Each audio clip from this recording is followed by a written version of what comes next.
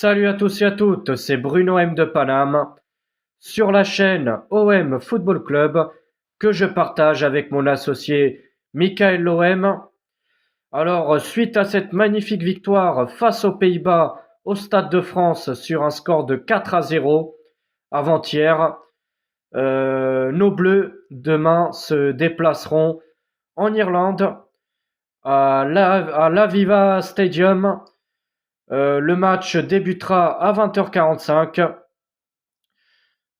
Ça va être la 17e confrontation entre ces deux équipes de toute l'histoire.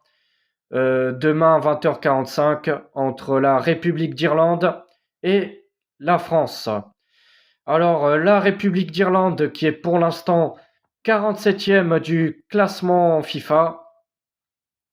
Leur dernière participation en Coupe d'Europe, c'était en 2016, où on les avait éliminés en huitième de finale.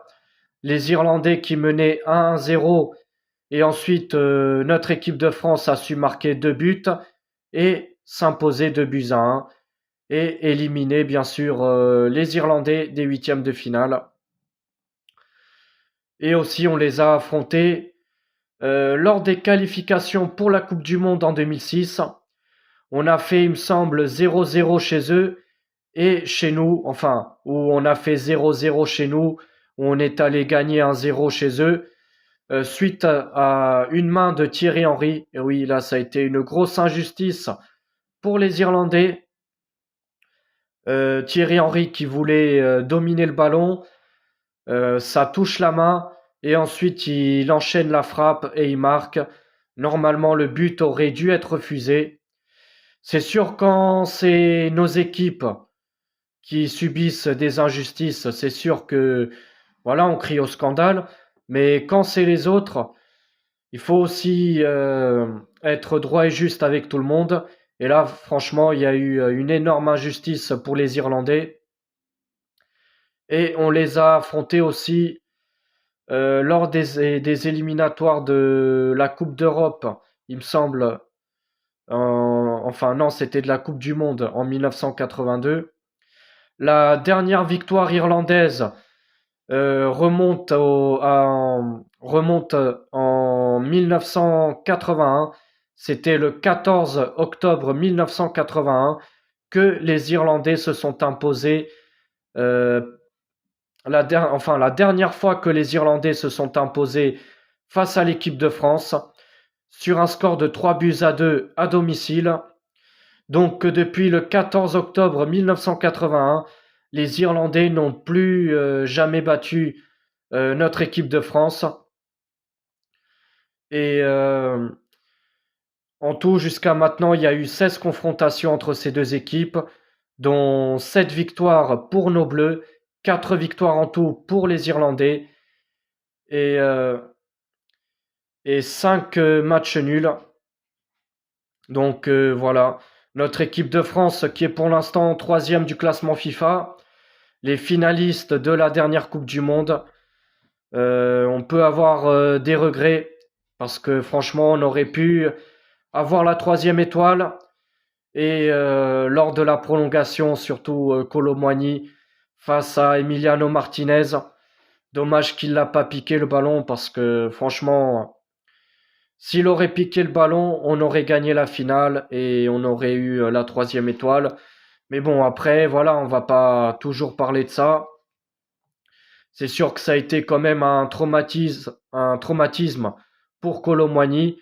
Mais en tout cas, voilà, vu ce qu'il nous a montré face aux Pays-Bas et même lors de la finale de la dernière Coupe du Monde, Kolo Muani il a fait quand même une très bonne entrée.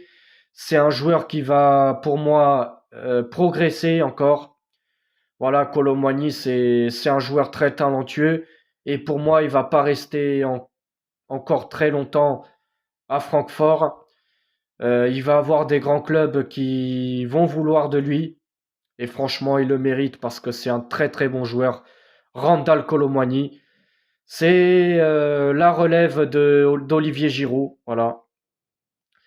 Olivier Giroud, que je pense que d'ici quelques années, il va prendre aussi sa retraite. international, je pense. Et Kolo Muani sera là pour le remplacer. Et la relève, pour moi, est assurée avec ce joueur. Et Kylian Mbappé, oui, notre nouveau capitaine. Voilà, un joueur aussi qui va battre des records. Voilà, il va à 24 ans, Mbappé, il est déjà voilà, c'est déjà un monstre, c'est déjà un monstre. C'est lui qui porte son club, le Paris Saint-Germain, il porte son équipe carrément. Donc à 24 ans quand même, c'est énorme ce qu'il fait Mbappé. Et franchement, je vois bien Mbappé remporter encore une Coupe du Monde. Franchement, voilà, c'est pas pour rien que Deschamps il l'a mis capitaine. Et en tout cas, euh, si la France gagne demain face aux Irlandais en Irlande, là c'est sûr que on serait plus tranquille. Après il y aura Gibraltar. La France va affronter Gibraltar à l'extérieur le 16 juin. Et ensuite, le 19 juin, la France va recevoir la Grèce pour ses éliminatoires de la Coupe d'Europe. Voilà, c'était une vidéo d'avant-match. Je vais vous donner mon pronostic pour demain. Bien sûr, je crois en une victoire de notre équipe de France et je dirais que l'équipe de France va s'imposer 2-0 en Irlande. En tout cas, voilà, d'ici là, portez-vous bien et allez les Bleus!